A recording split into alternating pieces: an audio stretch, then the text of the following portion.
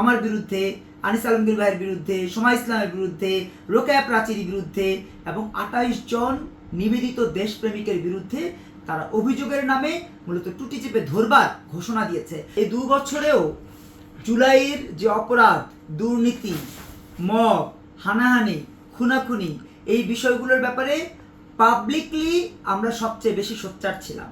যেটা জুলাইকে কেন্দ্র করে ক্ষমতায় আসার কাছাকাছি যারা এসছে, বিশেষ করে বিরোধী দল যারা হয়েছে, জামাত ইসলাম বা এনসিপি বা খেলাফত মজলিস, তারা আসলে নিতে পারছিল না।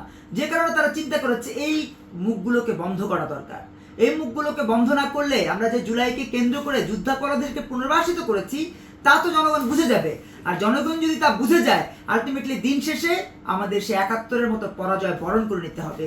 এই ভয়ে, এই শঙ্কায় আমার বিরুদ্ধে, আনিস আলমগীর ভাইয়ের বিরুদ্ধে, সোমা ইসলামের বিরুদ্ধে, রোকেয়া প্রাচীর বিরুদ্ধে এবং 28 জন নিবেদিত দেশপ্রেমিকের বিরুদ্ধে তারা অভিযোগের নামে মূলত টুটি চেপে ধরবার ঘোষণা দিয়েছে।